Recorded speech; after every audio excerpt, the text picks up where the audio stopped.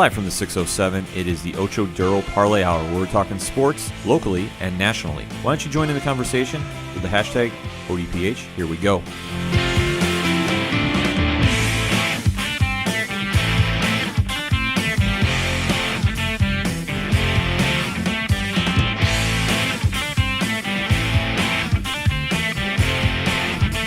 Happy New Year, everyone, and welcome back to the first edition of the 2018 Ocho Duro Parlay Hour, hashtag ODPH, if you're in the know.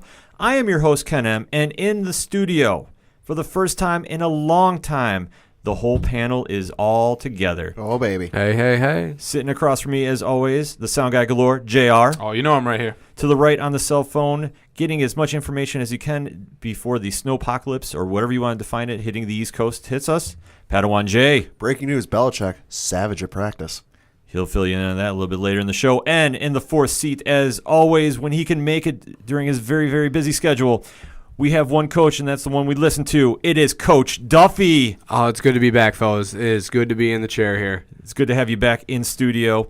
Folks, hit us up on the hashtag ODPH because we got a lot to talk about before we get snowed in here, and we definitely want to wish everybody a safe weekend. I know the temperature is going to be dropping if you're on the East Coast in the United States, so please be safe, please be warm, and please make sure you have us tuned in. NFL has a big weekend going on. The regular season has closed. My beloved Buffalo Bills somehow, someway circled them wagons and got themselves into the playoffs. Yes, I'm trying to maintain a little calmness here in the 2018. I'm sure that's going to go away by the end of the show. But we're going to go give you our quick picks for this weekend's games. Starting with JR, what you feeling this weekend? You know, it's still kind of hard to even fathom that the Bills are actually playing still. I think Ken's still pinching himself. Absolutely. I'm not lying. I don't understand how it happened, but I'm very happy it did. It just was the weird luck that Andy Dalton found a way to pull the win out against Baltimore, and the Bills did what they needed to do against Miami. That's always a good weekend. I mean, I think even crazier to me is that Andy Dalton won a game. Yes. Like, in a clutch moment when he needed to be, he actually came through. Like an important game, and he comes through. Like a 4th and 12, and he needed to make a clutch throw, and he threw an absolute dime, and I'm like, wow, who's that guy? Yeah. He's giving Marvin Lewis his farewell, and then, he's saving Marvin Lewis's job, actually. He's saving his job. I don't know if that saved his job or what, like some weird intervention happened. But Dalton, he won it for the Bills, and you know what? I got to say thank you. Because now we get to go to Jacksonville, 9-point dogs, bring it on. We're going to bring our own tables. We're going to bring the heat. We're going to bring whatever you can handle on Sunday because my prediction is Buffalo is going to pull off that upset. It's going to be ugly. It's going to be a low-scoring game, but it's going to be a win no matter what. Going to Jacksonville with, who's the head coach again down there? Doug Marrone, if I'm not mistaken. Oh, no. Why does that name sound familiar? Well, we're very familiar with him in Bills Mafia Nation, or however you want to define the fan base up there. Crazy is how I define it. Oh, yes. So we'll be definitely ready to rock on Sunday. But there are some other games going on this weekend. Starting off Saturday, 4:30, Tennessee at Kansas City. Thoughts on that, gentlemen? I'm not really confident in Kansas City given their play second half of the year. Feels like they kind of just got in. See, I was going to say I'm actually not confident in Tennessee's play right now because of also how they played in the second half of the year. I mean, Alex Smith right now has a crazy stat that he's the first quarterback in the history to throw for over, I think, 3,000 yards and have less than 8 interceptions. So, I mean, you're talking about a guy who knows how to play football. I really like what he's been doing lately as of, towards the end of the year. But Tennessee right now is very shaky offensively, so it will be a very interesting matchup with that Kansas City defense. I am 100% with Coach on this one because I don't even remember the last time Marcus Mariota threw a touchdown. That's very true. In the last, 4 games. Because I feel like every stat line you look at, 230 yards and at least 2 picks. I'm looking at pick or 2, and you got to really dig to find a touchdown when he's actually led that team to something meaningful.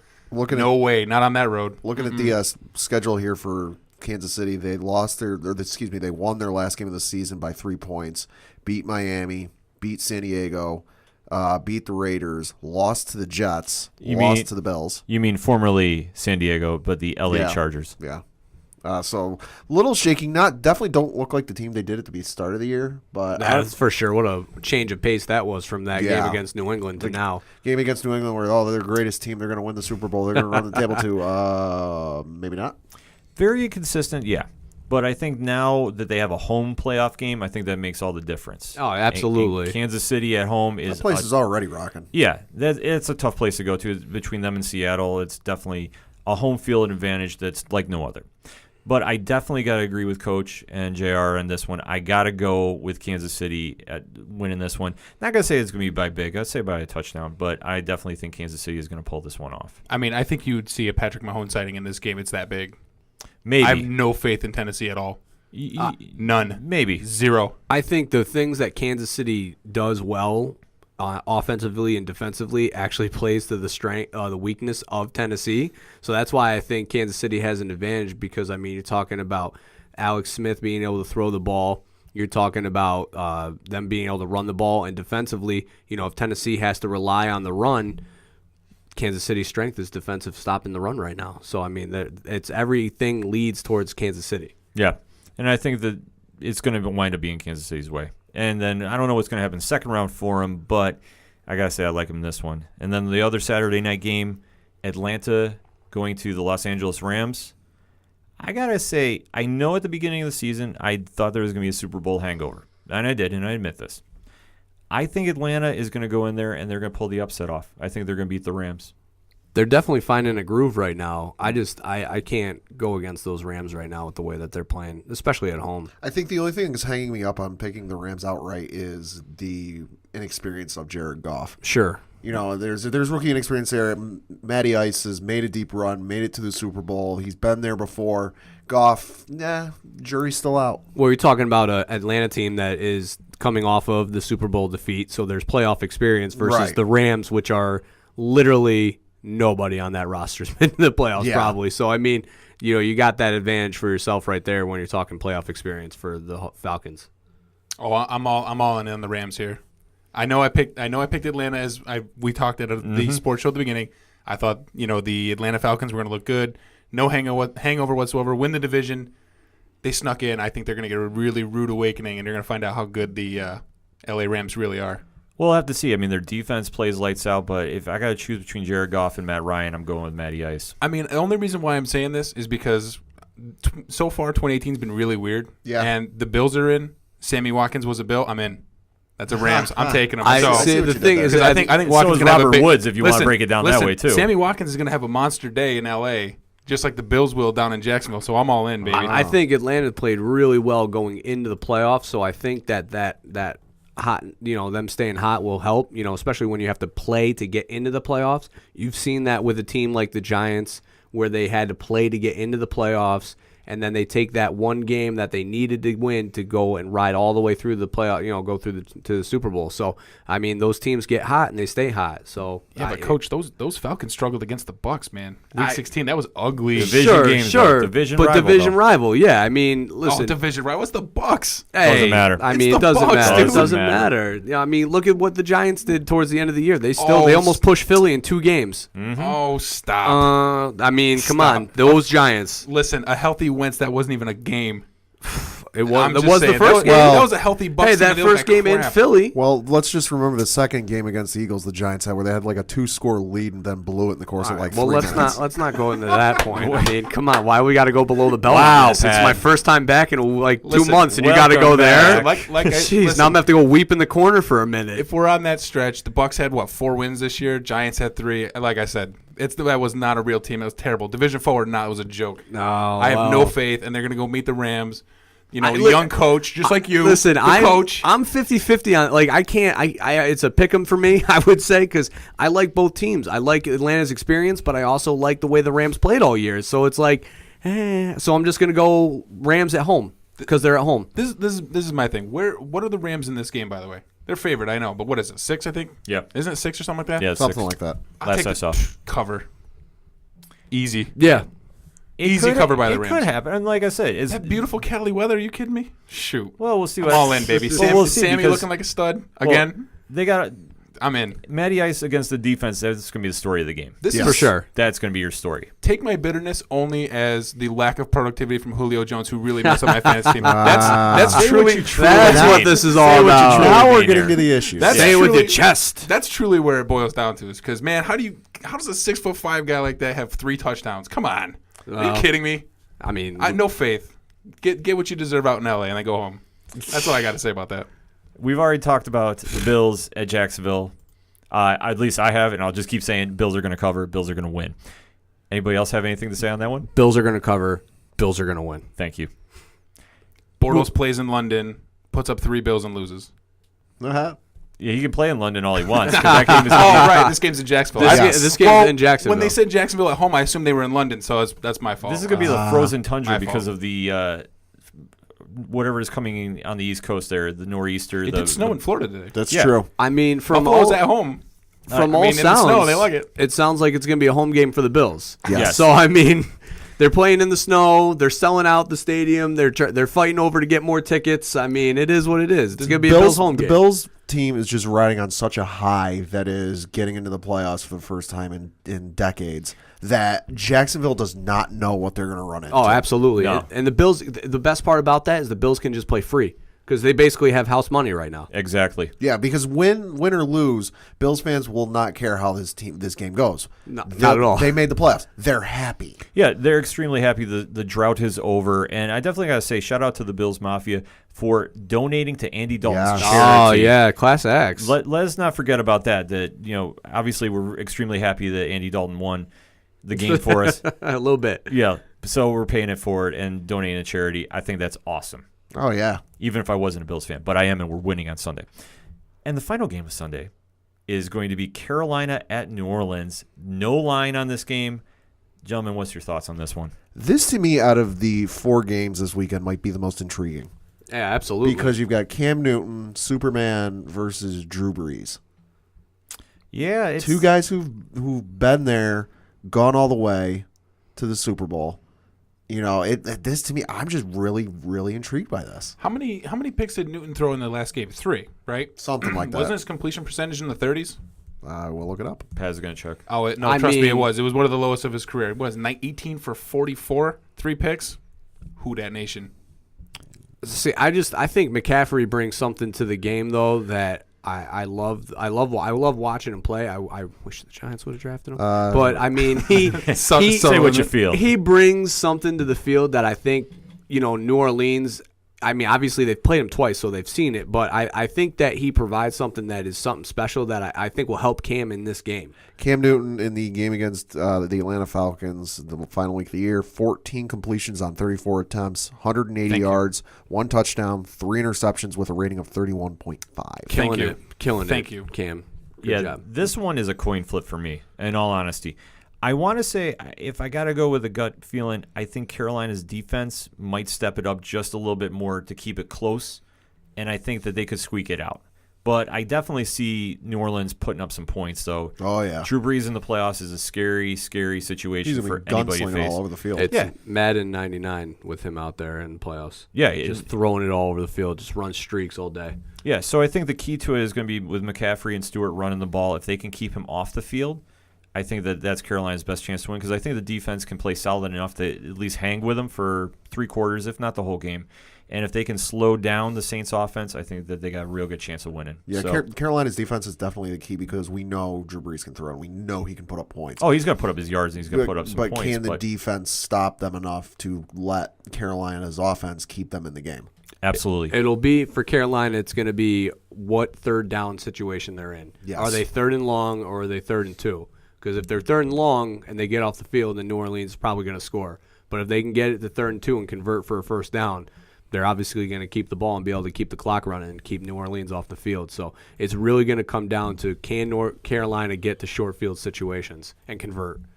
Now, see, obviously, like I said, I'm picking the Saints. However, what I would love in a parallel universe here is I'd love to see Atlanta win, and then I'd like to see Carolina pull the upset just so that my Vikings can rain down the thunder that is on the Carolina Panthers at home for that BS loss that we took week 14. That's a horse game. I want redemption. So in a perfect world, I'd love to see that. However, I would need the Rams to lose, which isn't going to happen because then we'd have to play the higher seed and Carolina's the 5. So that's the only reason why I would pull for that scenario, but no way. No, it's going to be definitely a fun weekend to watch. There's a lot of ways the games can go. A lot of predictions are going to get made. Let us know what you think. Hit us up on the hashtag ODPH. We're going to take a quick break. We'll be right back.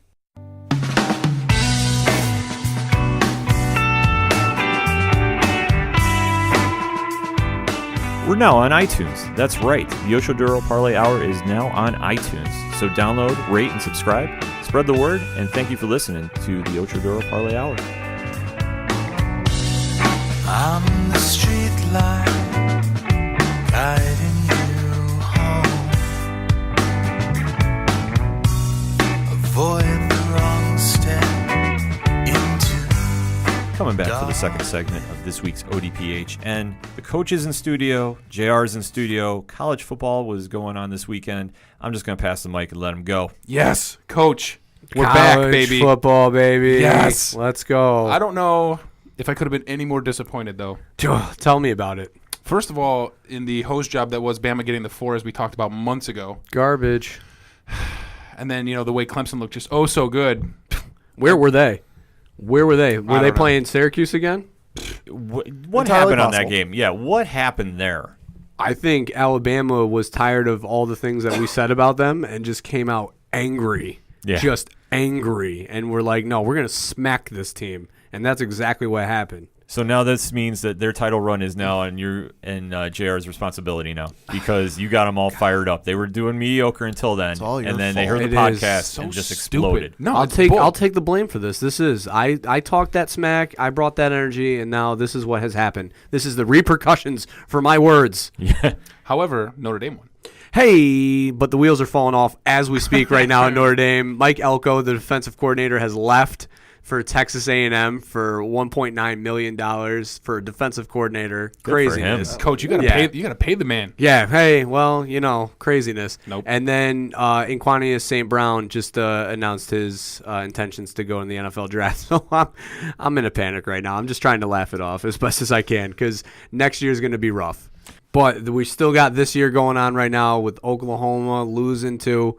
That was a tough break, JR. I don't know how you felt about that one. And the thing is, too, is I've been listening all week, as I'm sure you have, because I don't know why I even care what they think, but listening to everybody talk about the game and whose fault it is for losing, I'm sorry, man. You've got the Heisman, like we talked about before the show. 4th and 2 in the first ever double overtime in the Rose Bowl, and you're like, Kick that field goal. nah, you know what? Screw it. We're going to go for 3 on the team that's blocked 4 on the – yeah, do it. So let's rewind real quick back to the 3rd and 10 that they had, where they brought in their second string, or 2nd and 10, when they brought in their second string quarterback and decided to run. End around. No, even worse, a speed option to the short side of the field, fellas. I'm hold on, prepare for this vent session here. That's my number one pet peeve in all of college football, people, running a sprint option to the short side of the field. Where do you think, you're going to catch them off guard? You're going to catch the defense off guard because of the wide side of the field?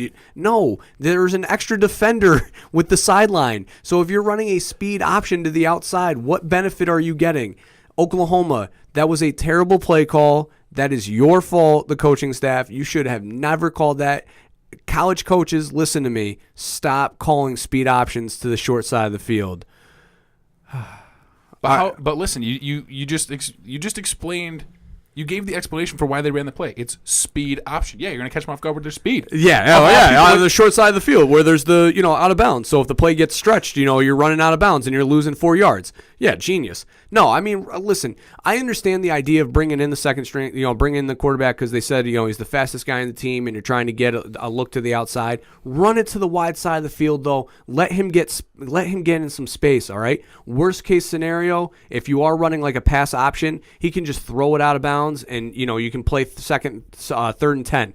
But instead, you lost 2 yards. Then you get it back on 3rd down. So now you're at 3rd and 6 or 3rd and 8.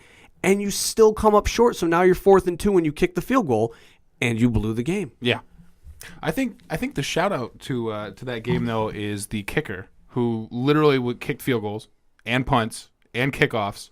And Yeah, who that's looked- great. And who looked like the most tired guy on the field. So Kyle Brenzina from Notre Dame did that a few years ago, and yeah, he always looked exhausted because it's tough. It's like they said, it's a lot of fatigue on your leg. But listen, I mean, Oklahoma, obviously, the Big 12 plays no defense. That's known. So you knew going in that there was going to be points scored. I just thought that Oklahoma was going to out gunsling them, but Georgia pulled it out at the end.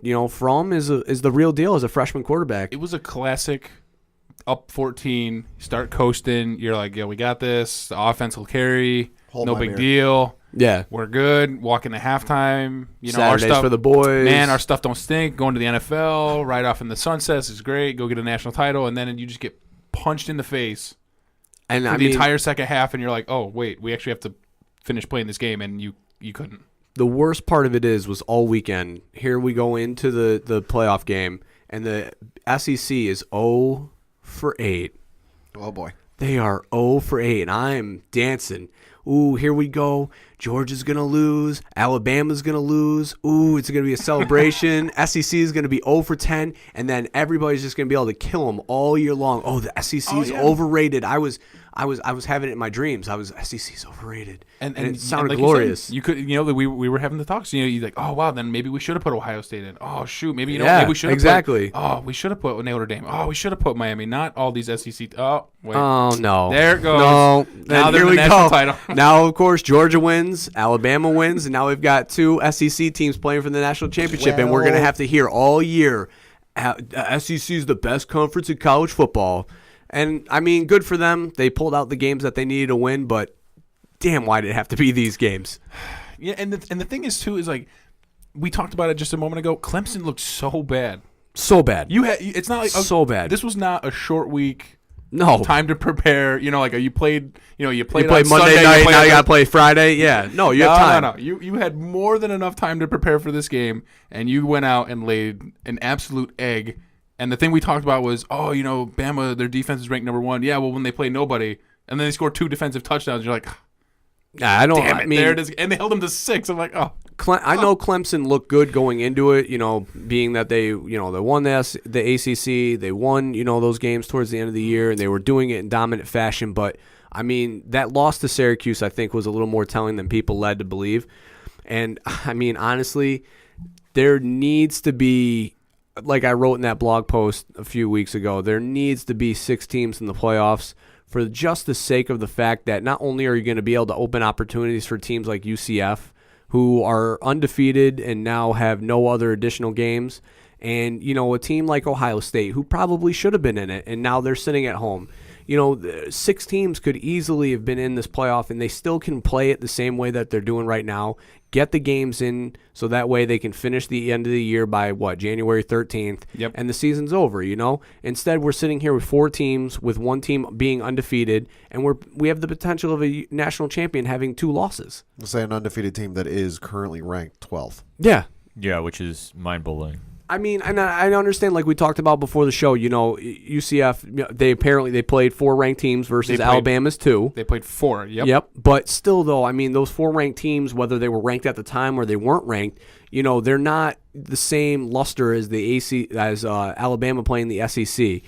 Having to go against Georgia and all those teams and playing Florida State in the beginning of the year.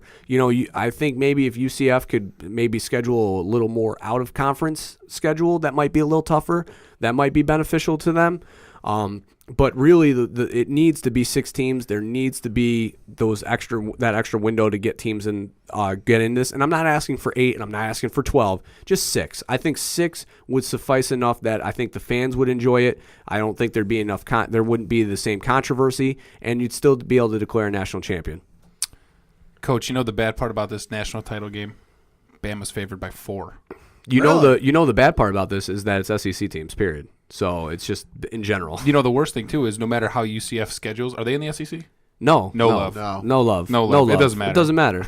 Well, I mean, if you're in the Big Ten, then you're going to Big Ten Network, and if you're Texas, you got your own damn television station. But I mean, it's seriously though. At the end of the day, it's like you just got to get 6 teams in. You got to find a way. And I understand that. I read a report the other day that they absolutely love the 4-team system. That there's no chance that they're going to change it. But why not? What do you have to lose if you add 6? Coach, just if we bring that topic up this year, what would it have been? It would have been Wisconsin and Ohio State and Wisconsin. Yeah, it would have been 5-6. Are you kidding me? Give your first 2 a bye. Yeah, and then you have those 4. Those games would have been good. I've been okay with those games. I think it'll eventually happen, but what it's going to take is it's going to take a couple of years or a couple of instances like this year where there was a lot of people saying Ohio State should have been in there. There's going to be a lot of years where that's going to have to happen, where there was a team that is clearly better than the one that made it in for them to eventually change it. Penn State last year? No, there's been many Coach? examples over the past couple of years. They need to expand the playoffs. I mean, that's all you can really say about that. I mean, whether it's like, whether it has to be an out of conference, whether it has to be a conference champion, or you just get all 6 conference champions into the tournament, into the playoffs, I should say. I can understand that and appreciate it, but to me, at the end of the day, when you add 6 teams in, not only are you adding extra revenues for those teams, but you're also adding the opportunity so that teams don't have to sit at home saying, hey, we've got 12 wins. Where are we in your structure right now? And I'm just going to my blog, the post that I wrote about real quick here. And in the scenario that we would have had, it looks like it would have been the teams that we talked about there. It would have been Wisconsin, and it actually would have been Auburn. Who would have gotten in with the way that I had this set up right now. Oh, okay. Yeah, because at the time, obviously going off the rankings, see, for me, it would be strength of schedule would be the most important. Strength of schedule and quality of wins. That's what you need to take into account, Would you have put Bama in the top 6 still? No, I would not have. give them the snub. Regardless, they still don't get in. So the conference champions should obviously get in. So you would have been looking at Clemson, Oklahoma, Ohio State, USC, and Georgia. Are you okay with a 2 or 3 loss conference champion being in the playoffs though? I think you need to reward the teams for winning the conference championship. I think that has to have some sort of luster to it, especially for the teams that have conference championships. You got to reward those teams. Those conferences mean something. So for them to win is important. Yeah, but you're telling me a Penn State team or an Ohio State team with 3 losses still gets in? If they win their division, if they Over win their a UCF conference, team? sure. Hey, if they win their conference. I don't know, Coach. I don't know if I want to see that. That's like it's almost like a default because you're going to get in there, and I don't want to see a 2 or 3 loss team that's kind of on the fence. So obviously, to play in your conference championship, you have to win. You have to win be in the division, finals. So you have to be in the top 2 of your division within that conference to play in the conference finals. So I mean, if a 3-loss team does finish first place and then they win their conference, why not reward them for the schedule that they did have to play going into that conference? Now, granted, though, I understand the UCF thing, but the whole premise with this is that I think there needs to be the formulation of the Power 5 like they've been talking about. Just have it literally be East, West, North, South. Right.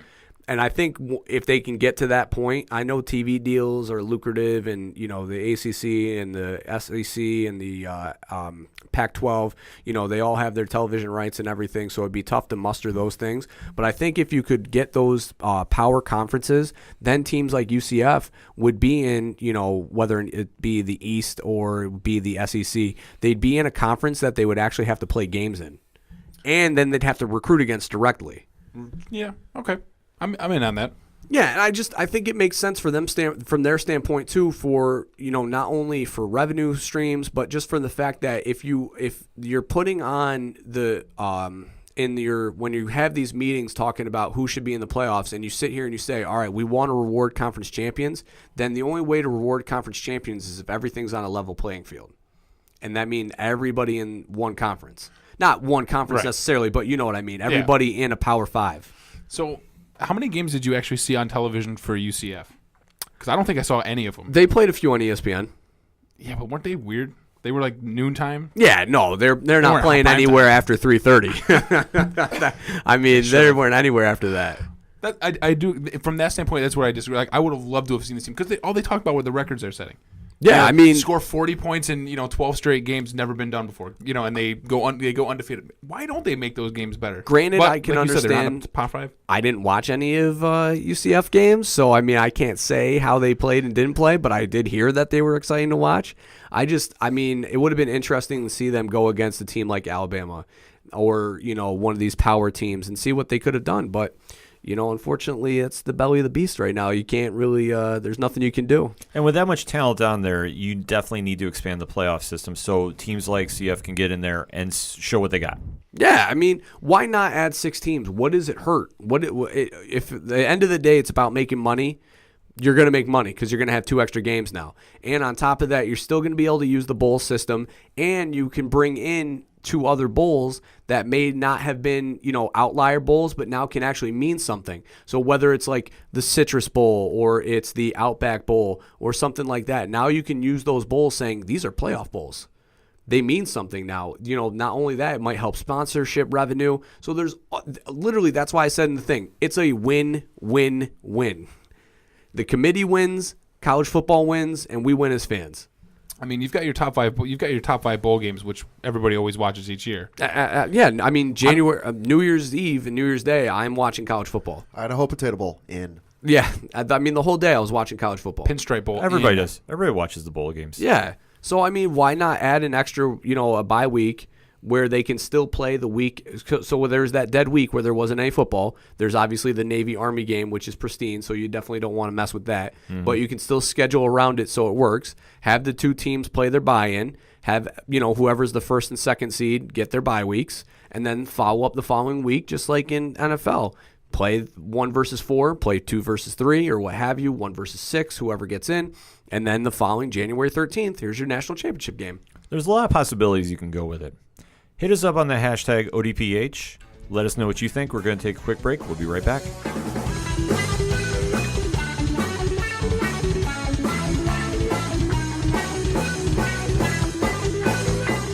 Hey, I'm Mike Pappy from Rye Bread, and you're listening to the ODPH.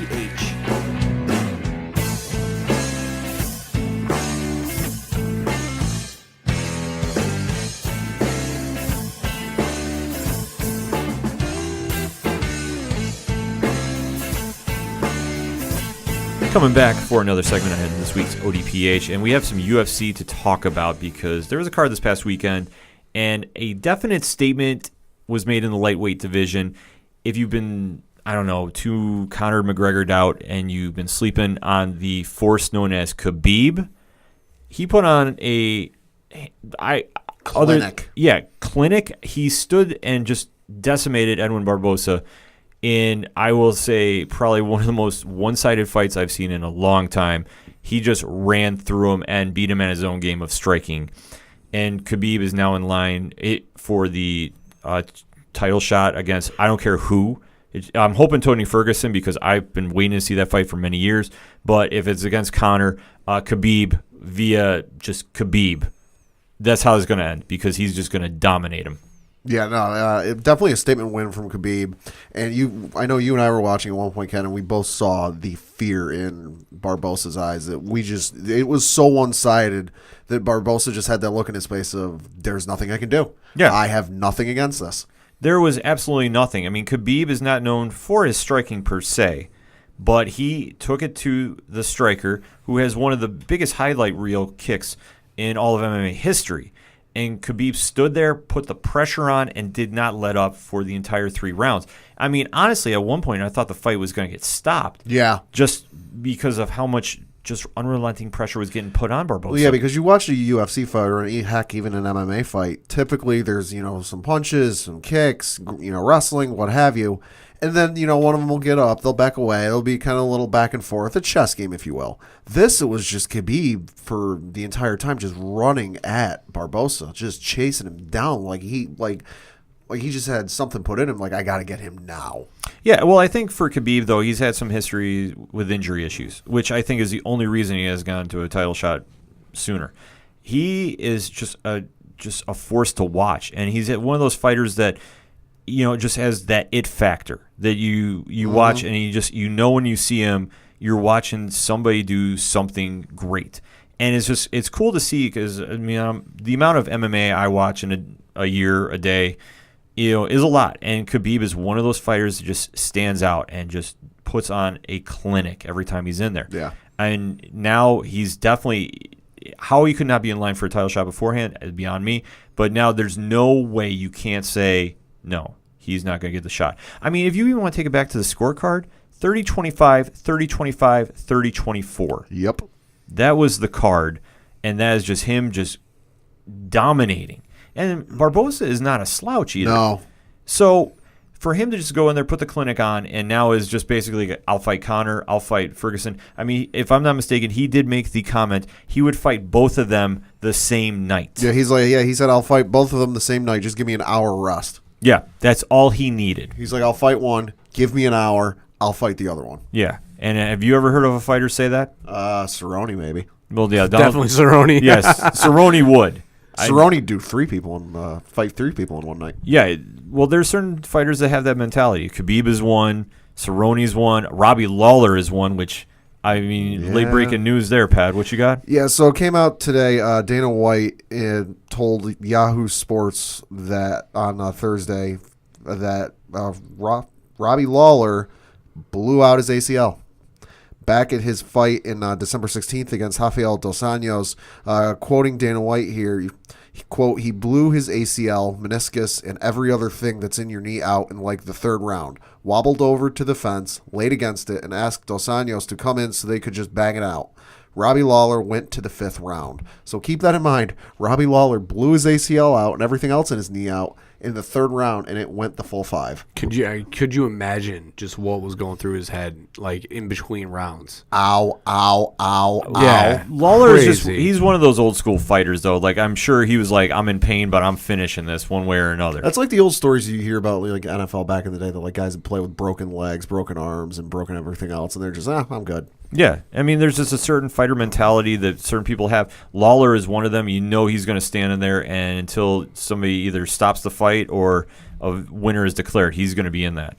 Khabib is a lot the same way because, I mean, I know he got hurt in the Michael Johnson fight, and he kept throwing on a bad hand that I'm pretty sure was broken. I'm not 100% sure, but he was definitely in some pain throwing that thing, and he never stopped. Yeah. And now, I mean, the sky is the limit now of who he's going to fight. I know the deal is with Conor. If he's going to return to MMA, he's got to do it by when? March. Yeah, Dana White also came out and said that if he can't come to terms with Conor McGregor by March, it will be Khabib versus Tony Ferguson for the real belt, not the interim. Conor will be stripped. And I think that's the right move. I think Conor has not fought in 418 days. Yeah, and to not defend your belt for that reason. And granted, he did the boxing match, and that was all cool, I guess. Yeah. But if you're a champion in your division, you need to put it on the line and defend. And it's 418 days as we record it. For those not good at doing math with calendars, it's November 12th, 2016. Yeah, and you got to defend the belt. That's that's crazy. That's logjam in a division. That's unnecessary. Like, I understand the hold off and the time in between leading up to the boxing match with Floyd, but you got to get down. Like, I even feel March is too far away. I give him to the end of February. No, I mean, if he was going to do the boxing match, he should have just said, you know what, I'm going to vacate the title, and if I'm that good, I'm going to come back and win it. Yeah. That's the thing with Because that. that would have been a Conor thing to do, is, I'm going to go do other things. Here's the belt. Oh, I'm done with that thing. I'm going to come back and win my belt back. Yeah, that I never lost. Because that would have made sense, because now you've logjammed your division. It's good. Now you have the division's logjam for 2 years. Well, yeah, but you have interim now, so it's like, okay, who's the real champion? Then you got to book those two to fight each other. I mean, honestly, I think you should strip the title. I think you give it to the winner of Khabib Ferguson, and that is your definitive lightweight champion. Yeah. And the scary thing is, I think I heard Khabib was saying he was thinking about going to featherweight, which if he fights Max Holloway, I tell you, that is a fight to see. Take my money. High energy on that one. Oh my God, yeah. Take my money. Because I think now you got a guy that, if he's healthy enough, he'll fight anybody, any division, at any time. Yeah, I haven't heard him say he wants to go up to 170. That would be a scary fight at 170 if he wants to go up there. Khabib is just an animal, folks, and you know what? He is a dominant fighter. You should watch him if you get the chance. The other fight of that week, Cyborg defeated Holly Holm for the featherweight women's title. Another impressive performance. Yeah. Cyborg just wrecked Holly. I don't know if you saw the photos, but Holly the next day did not look great. No, she definitely went through a battle. I mean, it was a good fight to watch. I mean, Cyborg was tested. I mean, that was the first time I think I've seen her go 5 rounds. I think they said on the broadcast that it was the first time the fight went the distance for her since 2008. I believe maybe. I believe they said in the broadcast that like she hasn't had a fight go the distance, her being Cyborg, since like 2008. Which is absurd. Well, yeah, because she's just been at such a dominant level. I mean, to shut down Holly Holm as much as she did on Saturday is a true test of her skill set. Now, I don't know. I think the fight is going to be Megan Anderson, if I'm not mistaken, coming up for 145 division. I know that there's got to be a line starting to form of who's going to take on Cyborg, because now it's kind of now that Cyborg is developing the Rousey effect, so to speak. Like when there's that mystique that you can't beat this fighter. Yeah. So people are going to try lining up to take their shot. Yeah. I don't know if there's a contender out there to do it. I mean, I think that is definitely possible that Cyborg is going to have run up against somebody, but I don't know who that is right now looking at the talent pool. Not to say any slight on any fighters out there, but unless there's one that's jumping out, I just don't see it right now. Well, we said the same thing about Ronda Rousey for years, that we just didn't. There were names that we thought would give her a run, would give her some problems, but there wasn't. I don't think there was ever anybody that was a clear cut. She's gonna run through Ronda. Ronda's doomed if she faces her. Yeah, and it was. That's why when Ronda lost, it was such a shock and a surprise that we didn't see it coming. I know with you and a couple other friends of ours who watch, you would mention some names like, this person's going to give her problems. She's not going to have an easy time with this. But there wasn't that one definitive name that was, she's going to get her. So it's going to be kind of interesting to see what goes on moving forward with that. It's a lot of stuff happening this weekend with the world of MMA. We're going to take a quick break. We'll be right back. It's a heartbreak, soul-shaped radio attack. Taking 4 steps forward, no steps back. Hey, this is Vince the Common Man Citoy, local MMA fighter, telling you to keep on listening to the ODPH, the 607's up-and-coming newest podcast.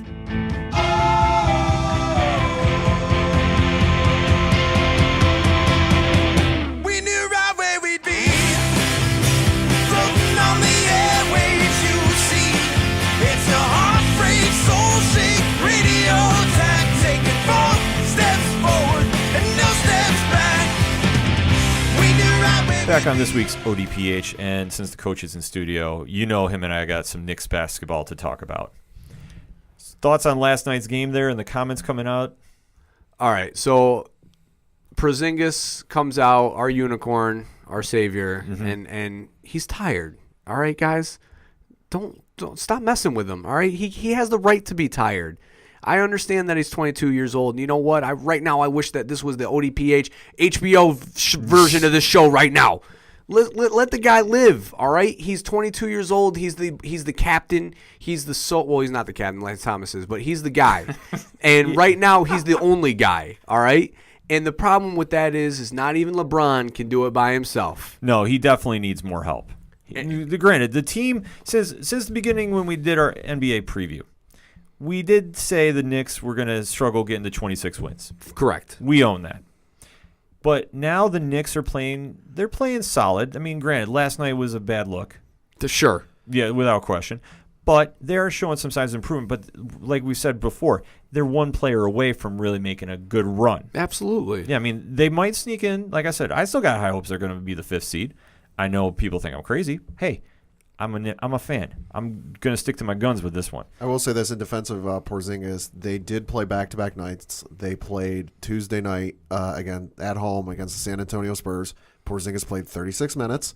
And then last night they played the Washington Wizards in Washington, where Porzingis played 36 minutes. Yeah, he's doing what he can do. And the craziest thing is he plays well back-to-back on the second night. He actually has played better statistically on the second night of the back-to-backs. So, all right, obviously, like Ken and I said in the beginning of the year, they need a second player. Tim Hardaway Jr. obviously is out right now. Yeah. That is not helping him at all. Frank Ntilikina has had glimpses, has had some moments. He's playing like a rookie. But he's playing like a rookie. He's showing progress. Which he's showing progress, but he's not doing anything consistent yet. Your starting point guard is Jarrett Jack, who was out of the league the year before. Yeah. Granted, he has played fantastically. He's actually pretty much what this team needed to have a leader on the floor. All right. So, good, Jarrett Jack. Kudos to you. You have Courtney Lee, who is playing pretty well, I would say, considering his contract and everything. Defensive stopper. He's been their number one go-to for playing, the other team's best offensive player, and he's still putting up points. So, okay, Courtney Lee's doing great, but is he a number 2 guy? No. Then, Tim Hardaway Jr. obviously was starting to play really well before that leg injury. But, I mean, really, is he like your 1A to your 1B? No.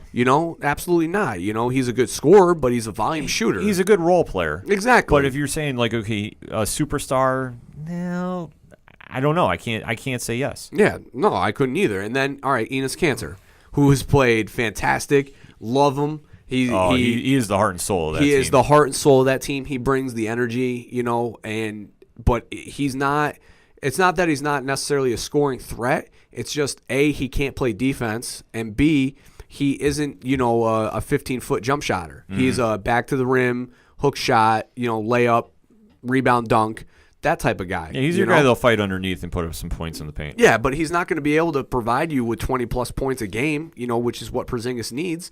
And, when the offense is running strictly through Porzingis right now, which it is, what do you want him to do? He's doing all he can do with the parts he has, Yeah. which is not to say that they're bad, but if the expectations because he plays in New York, I think, are so high. Absolutely. It's a team that is still growing and still developing and still finding that groove. And so is he. Listen, he's 7 foot tall and he weighs about 180 pounds soaking wet. Not literally, people. I'm just saying Yeah. he's a very skinny guy. He's got to put muscle on. Marcus Camby was the same way coming out of UMass, tall and skinny, and he got dominated. People killed him when he was on the Knicks because they were, why are you drafting the center that has no meat to him? But then look how he turned out to be one of the best defensive centers in the NBA for the previous 15 years while he was playing. Yeah. He just let him have time to develop. He's 24 years old. My God, people, pump the brakes a little bit. Let this kid grow. Yeah. Or he's only 22, right? Yeah. I mean, either way, he's in his low 20s. He's young. He's young. So let him develop and stuff, all right? LeBron had time to develop. Kobe needed time to develop. You don't just hop on a plane, come to America, and you're like, the world's greatest basketball. Dirk Nowitzki, tell me, ODPH people out there listening, did you hear of Dirk Nowitzki before 2003? I wasn't really paying attention then. So Exactly. no. No. Exactly. But you sure heard of him after that year when Yeah. he started to tear it up with Steve Nash. He needs time, and it will happen, all right? It will. I mean, the Knicks are committed to building the team around him. They're going to have to make it happen. But like we said, when you play in New York and they're winning, Yeah. I mean, they're not tanking. They're not looking awful. They're not looking like, why is this team an actual professional team? No. but when they're looking like a team and they're playing solid, not saying lights out, but they're playing solid. He's playing good basketball. The tension shifts from going, okay, the Knicks are just awful, to, wow, there might be something here, and now the hype around it. Yeah. New York fans of any team, Yankees, Mets, Knicks, Giants, you pick it. Rangers, obviously, know that expectations for a sports team in New York are very high. I would argue higher than they are for a lot of teams in other cities. Now, that being said, the expectations are high, and it's kind of like Ken said. People, both hardcore and casual fans, can see there's something there. Right. It's not a definitive, clear picture, but there's the beginnings of something there. And Knicks fans have had just awful teams for so long. They want to see something good. And I mean, they've lost 8 of their last 9, which is definitely that's heartbreaking, And now they're below 500, and they're sitting at the 10th seed of the playoffs. So I'm working on a piece right now to post up on the website. Really for the Knicks right now, it's kind of poop or get off the pot time. They got to decide what they're going to do. Are they going to try and push for the playoffs, or are they going to try and rebuild? And a lot of it just depends on when Tim Hardaway Jr. comes back. Yeah. If he comes back in time, they might be able to salvage this year and make it a playoff run. But if he doesn't, then it's time to fold it up. It's funny that you said the number 8 and 9. Pat, do you know why? Why is that? Oh, because 8 would be the number of games you need to get to 26, which you thought would have been 104. 9 being the over of the 26 wins on this season. And we're not even at the halfway mark yet. No, like we said, Woohoo! there's still Yes! Listen, hey, I mean, there are some things that happened this year that, I mean, nobody probably would have saw. Michael Beasley's playing out of his mind. Yeah, he's obviously, like we mentioned before, Jarrett Jack. Even Joakim Noah has come in and played well in spots. He's been spotty. But yeah. He's played well. And I mean, like right now, they're talking about how they have Trey Burke down in the G League, who's averaging 27 points per game, and they're everybody, bring him up. You know what? He might help because that bench needs some help because that bench is abysmal. That could help Porzingis a ton if they had maybe a guy who could come off the bench, score more than 5 points a game. So the Knicks got 18 wins before the All-Star break. That to me is a record. That's it's the a best. win. Yeah. It's a win in and of itself. and we're not trying to make it sound like the season is done. No, not at all. No, they're in a rough patch right now, and obviously being in that media market, it's being looked as like the season is done. Pack up shop. Your star player is too tired to carry the look. He's soft. Yeah, which isn't the case. But what we're saying is the Knicks, went on that big run. They came out of the gate, surprised a lot of people. They're in the losing streak right now. Yeah. It's not to say they're going to stay there, but we're saying that for Porzingis, he's doing all he can, but he needs help. Looking at their upcoming schedule, they are at the Heat, It's at going to be Dallas, a lot of ats. at Dallas, playing the Bulls at home, and then at Minnesota. So a couple games they can win there. So like the biggest thing is all right, Porzingis tired, blah blah blah, all that garbage. So they have pieces that they can shop, and that's why I just said, it's really poop or get off the pot time for them. You've got Kyle O'Quinn, you have Joakim Noah, you have Willie Hernan Gomez, you have Raymond Sessions, you've got a draft pick. You have things that you can shop. So if Tim Hardaway Jr. comes back, let's say Friday, and they only lose 2 of those games that you just said, or next Friday. I think they're going to split 2 and 2. Yeah, if That's they split those games, you're still looking at maybe 3 or 4 game, or not even, probably 2 or 3 outside the 8th seed. I think you're 3. What do you do? Do you look to try and to salvage the year, or do you try and play for draft picks? And to me, it's like if Tim Hardaway Jr. comes back early enough before, and it has to be before the All-Star break, it has to be. Then I say push for the playoffs. I agree with you. Why not? This team beat Cleveland while Cleveland is still very good. And I think they match up very well to what Cleveland does, that they can play with them and might make it a series. I mean, the Knicks have done it from the 8th seed before. Why not do it again? I think so, too. I think you have to capitalize on the success they've had this year. I think if they tried mailing it in for whatever reason, I mean, is there anybody coming out of the draft? I mean, they already have a high lottery pick coming. I Right. mean, if they can get into the top 5, I think there's players there that would really help them. There's some college players making some noise, but it's a matter of if they come out or not. Right, but Yeah. but that's the thing. I mean, unless they have like a guaranteed pick out there, why waste it? Yeah, no, I'm on board for this. I'm Yeah. saying if you make the playoffs, I say this team make a run at the playoffs and just do it, because not only will I think that will help attract a second, a number, a 1A free agent. I'm saying one of those upper tier guys, a Paul George type guy.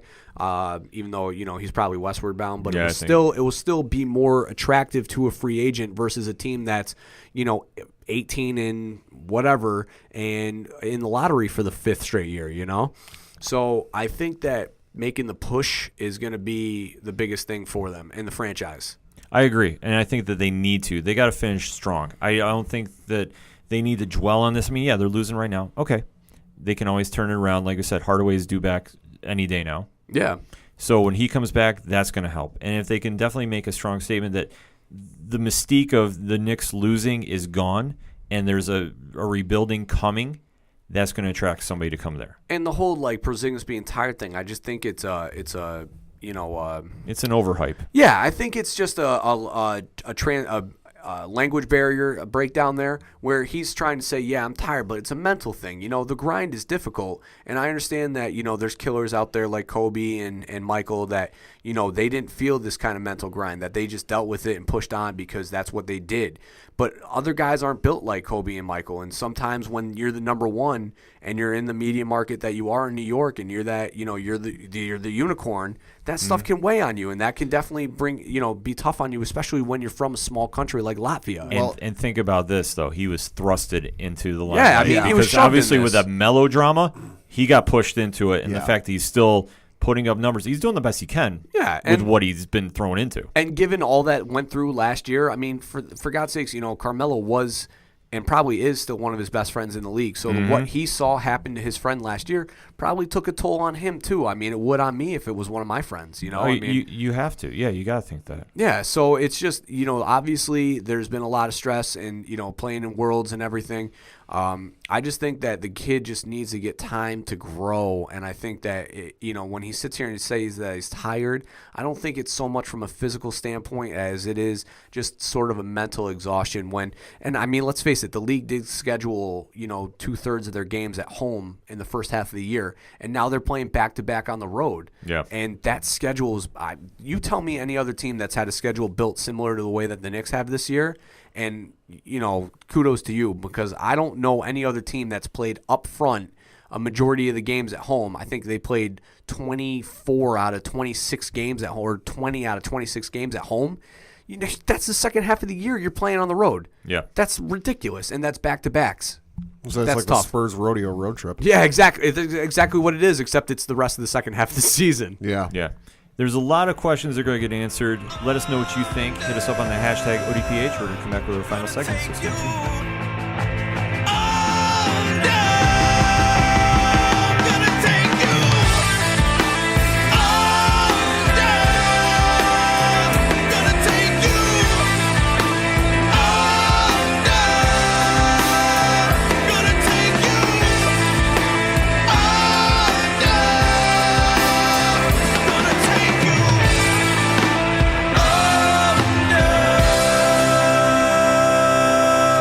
Coming back for the final segment of this week's ODPH with the Local Minute. Pad, what you got for us? Well, if you're looking for something to do this weekend, weather permitting, of course, Binghamton Devils are home this weekend, both Friday and Saturday. Friday, they are playing the Bellevue Senators, and then Saturday, they are playing Rocket. Both games are 7:05.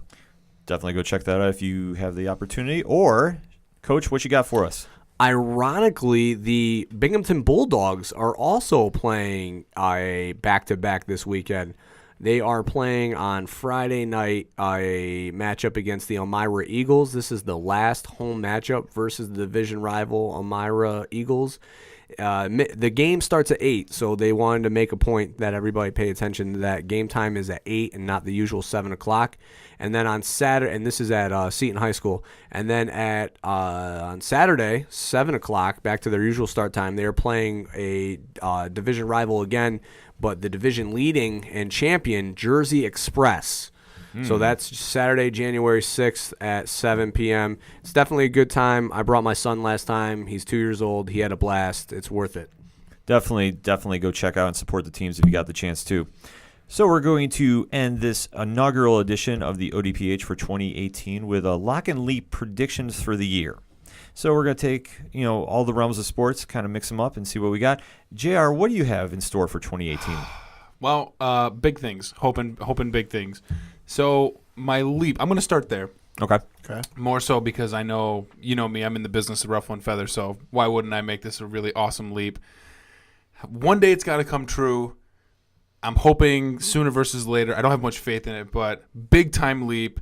Cuse taking it in the March Madness bracket. They're bringing the title back to Cuse. Oh, okay. Back to the mellow days. I mean, they had a really ugly loss the other day. Yeah, they did. That is like you're leaping out of a plane right now. Listen, man. With no parachute. Listen, I submit my ESPN bracket every year with Cuse as the winner regardless, if they can actually make it.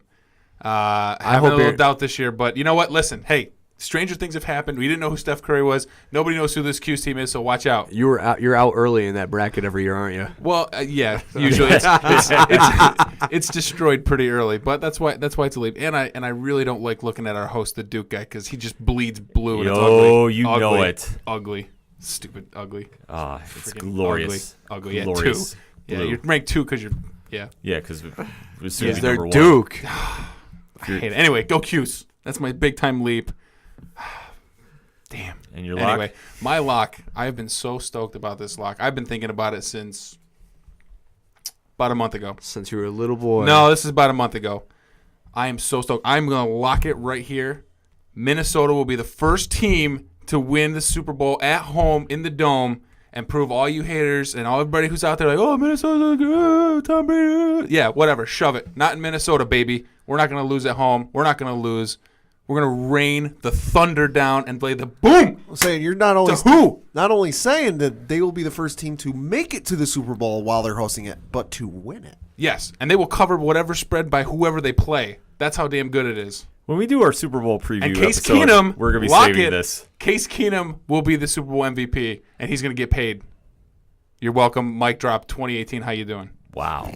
Yeah. How you doing? Coach, what How you got? doing? All right. Well, on that act to follow, my leap will be that the New York Knickerbockers, yes, those Knicks that we just spoke about, they will make it into the playoffs. I know what I said in the beginning of the year, but I love this team and I love what they're doing. They will make it into the playoffs as a 7th seed, and they will push the Cleveland Cavaliers to 7 games. Ooh. Okay. Hey. I'm with you. I'm with you on that. All for it. Where we go for Game 7, I don't know, but my leap is they're going to make it there. They're going to push it to 7. My lock. Boy, I've been struggling trying to figure out what this one's going to be. My lock is going to be that the New York Giants will have a resurgence next year. And it will not be a rebuild year, but it will be a reclaiming of the championship that was stolen from them this year by that goon, Ben McAdoo. This team will make it to the playoffs, and they will, I don't know if they'll win a Super Bowl, but they're going to get there, and they're going to play for it, and that's my lock, that the Giants are going to come back and have a resurgence next year, not a rebuild. You can put that on a T-shirt. Wow. Boom. Does Eli start that team? Eli not only starts, but makes it to the Pro Bowl and wins another Super Bowl MVP. Fair enough. Bam. Pat, what you got? So for my leap, I'm going to go with Cleveland winning not only 1, but 2 games for the Cleveland Browns. Okay. Oh, That'll be impressive after this year because they look terrible. 200% increase. That's why it's called the leap. Lock, New York Yankees will win the World Series. Well done. Because, and I can't take full credit for this, somebody pointed this out to me the other day. How do you pitch to this lineup when you've got Giancarlo Stanton, who hit the most home runs in baseball last year, coupled with Aaron Judge, who was number 2. Then you've got Gary Sanchez in that same lineup, who a lot of people in that organization say is the best hitter in that organization. Then you've got a full, healthy Greg Bird for the entire year. How do you get out of this lineup? If they're your 3, 4, and 5, and 6, and whatever combination you want to throw them in, how do you get around that? You can't. Pat, I ask you this question because I ruffle feathers. Ask the Dodgers how money buys them titles. This is true. Also Ask with 'em. new management, too. This is also true. You've got Aaron Boone coming in, first year's manager. We'll see how it works out, but I'm going winning the World Series. Okay. And that is a very, very safe lock because that was actually going to be my lock as well. You stole his lock. Yes. You're more than welcome to Great join minds. Mets Nation Great with a full minds. rotation. The closest I get to Mets Nation is going to the Rumble Ponies, and shout out to them. Season is coming very, very quickly. Great minds think alike. You Shout could out to share the- locks. I think that's fair. Yeah, because I will say this. I think with that lineup, it's gonna overshadow whatever faults Aaron Boone has his first year of managing. It scares me to think what he's going to do with that pitching rotation and bullpen because I don't know. It's the biggest X factor in all of baseball. Yeah. But I think in that little sandlot that is called Yankee Stadium, which is my home away from home in the Bronx, they will be putting up astronomical numbers for stats this year for home runs and RBIs. My favorite thing when the Giancarlo Stanton trade went down was Sonny Gray tweeted, eye looking whatever direction it is emoji, couple of them. And there were a couple of Yankee fans who tweeted at him, hey, Sonny, I think we fixed your run support issue. Well, I tell you what, if they can't give run support now with Stanton in the lineup, they're never going to do it. This is true. Coach, are you a Yankee? Boy, I got to be honest with you. I am not much of a baseball guy, but if I right. do cheer for baseball, I do root for the Yankees. All right. Yeah. What? You're out of this. Well, I thought the key word in that lock of yours that you guys share is that you do play in a little league baseball park. I Yes. mean, the walls are all of 280 feet, so I mean, you should set every home run record there is because a bunt about gets over the wall.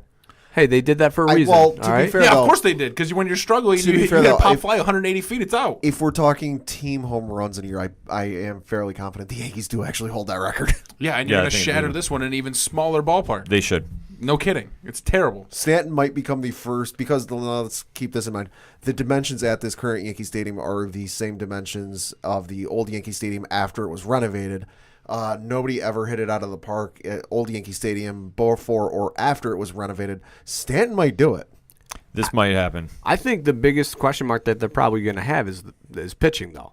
Yeah, no, absolutely. I mean, that's going to be their biggest question mark. They obviously can hit, but who can pitch? Well, they do have some arms in the minors, which I hope that they don't trade away. No. Because I know they were trying to get Garrett Cole out of Yeah, they were trying to get Garrett Cole out of Pittsburgh, but things have kind of frosted down. I'm okay with that because I think they have some arms in the minors. Let them see what they got because with that lineup, I think they can make up for it. I saw Yeah. that they were in contract talks with Yu Darvish, too. But he's asking for, I think, like 120, and the Yankees. Oh, yeah. I saw that After that postseason performance, they said that if he gets it down to 90, that it's worth doing, but they're not going to do it for the 120 that he's looking for. I don't like that. Pat, to answer your question about how do you pitch to that rotation, when we play our 4-game Subway Series, you'll see a full rotation who will shut that offense down, You baby. can't shut that off. Oh, the hell you No. can't. You've got the gunslinger in Syndergaard, who will actually not look like a linebacker this year and be good. You've got DeGrom, who's the workhorse there. Harvey, the resurgence that will not be. Yeah. Don't worry. I'm I'm not on that train. You throw a fastball at that lineup that's not breaking 100, and it's going out of the park. Syndergaard can do it. Well, he better The throw average- every single one of them at 100. He Is what I'm does. saying. He does. Everyone. Pretty close. Yeah, 2 years ago it was pretty close. That first Yeah. pitch that's 99, it's going to end up on your doorstep. I'm just saying, Stan. Hindsight.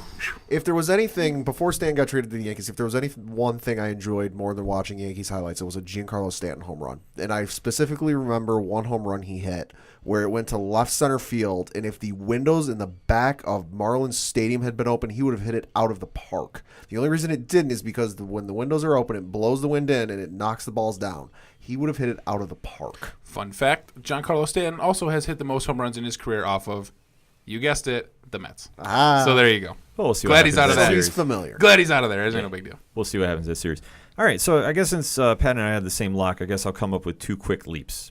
Because I had my one, but now I thought of a second one. Ooh. Because I don't talk about them enough on the show because I am so superstitious about my beloved New York Rangers. My leap is they're winning the Cup this year. Whoa. Now, I'm going to go all in with King Henrique, and I don't like to get too hyped up because I feel when I start talking about them, that's when bad things happen. So I'm just going to say that my prediction is they're going to win the Cup this year. They came so close last year, and obviously they had a little shot of bad luck down that final stretch against Ottawa. I don't think that happens this year. I think they finally get over the hump, and they're going to sneak in. They're going to come in from the low seed, but they're going to get in, and they're going to do some damage, and we're going to finally bring that Cup back to New York. I watched a couple playoff runs with you. Those runs took years off my life. I'm not sure if I'm ready for another one. That's of these. what I'm saying. Like, I playoff lost hockey years. is one of the most intense things you can go through. And trust me, I try not getting too wound up on here for the show because I could just talk all Rangers hockey all day. But I'm just going to say King Henrique is finally going to get his crown. My second leap is going to be another king comes to New York. Uh-oh. This offseason, Uh-oh. the Unicorn will be teamed up with LeBron for his final years in the NBA. It's a leap. He's booked his ticket to L.A. We're over He's this. not going to He's LA. not going to LA. He's not going to. He might go out west, but he's not going to go to LA. Maybe Houston, but my leap is he's going to come to New York. He's going to win a chip and ride off into the sunset. I mean, that'd be the way to go out. Yeah. Super sneaky leap. He joins Golden State. That would be like the- everybody else does. Now that I think about it, that would be the way to go out. That would be a great career story for him. Well, that's what they all said 10 years ago. Go to Cleveland, win Cleveland their first championship. Go to New York, win them their first championship in Lord knows how long. Yeah. If he wins a chip in New York, he can just retire right then and there, and his legacy's cemented. It's cemented. He's Yeah. done. He's the great. I would even say he's the greatest player of all time. He's in the conversation. Well, if he wins New York a championship, in my eyes, he's the greatest. Fair enough. Yeah. I think I have to go with it. He's 3 right now in my book. You win a championship in New York, LeBron, You bring that chip to the Garden. you're number 1. Does he have Yeah. a statue outside MSG? Absolutely. Yeah. That Dude, I He will has a build statue- myself. He has a statue, a key, and he won't ever have to buy a drink in New York again. Does MSG get renamed? MSG probably burns to the ground because If that's right championship. If that you place want is to talk over. about championship teams winning, if the Knicks win a championship, that would be more electric and more just absolute pandemonium than when the Yankees win, for sure. when the Giants win, and when the Rangers win. I don't know about that, Coach. I think the last time I saw the Canyons of Heroes really, really rocking, like, yeah, they did with the Yankees in Yeah, they did. '96. Yeah, they did. But the Rangers in '94 was probably the all-time highest that it's probably been. I agree. The Knicks win a championship, they will literally extend that trip down for that parade all the way down from Queens to Bronx to Yonkers. It will go all over the So they'll go boroughs. from Battery Park all the way up. They'll go everywhere. You have no idea how far that train will go No, because it will ride everywhere. Because if the Knicks if they win the championship in New York, and that hasn't happened in I don't even want to get into it. 72, I think, is the last Yeah, year. if they pull that off, forget any kind of victory celebration you've ever seen. That city will be rocking for months. Real quick, more impressive. Rangers win a title, Knicks win a title. Knicks. Knicks. Because the Rangers already Knicks. did it. Yeah, Rangers. Knicks. Yeah, if the Rangers didn't win in '94, It would be the Rangers. It's got to be the Knicks. It's got to be the Knicks. It's been years of misery. At least the Rangers have made the Stanley Cup. The Knicks have been abysmal since 2006. Mm-hmm. Yeah, we can go on and on about that. Gonna make me sad. But let's not, because we want to end on a high note. Because Coach Duffy, thank you for coming back on the show. Oh, so good to be here. It's been too long, man. We got to make sure you come back on sooner. Hey, CYO basketball is going on right now, guys. If you want to come check a game, OLS, we play at All Saints Elementary School in Endicott. It's a good time because I am a show. Yes. Take it back to the days of Bobby Knight. I was gonna say, are Take you it back. throwing chairs? Pretty close. Oh, the other night I wanted to throw a chair. We played up right. at St. Joe's, and you could definitely hear me yelling outside the building. Yes. So definitely when the coach is done doing his coaching, because, hey, he's earned that nickname, he'll be on more regularly. For Padawan J, Sound Guy Galore JR, and myself, Ken M, we just want to say this weekend, please be safe if you're in the middle of that snowstorm, and we'll talk to you next time on the Ocho Duro Parlay Hour. Instead of making promises in the dark, why don't we just play our part? 'Cause I'm all alone and you're all alone tonight.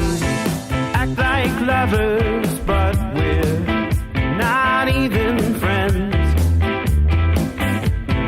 You can see the end, but it feels good to pretend.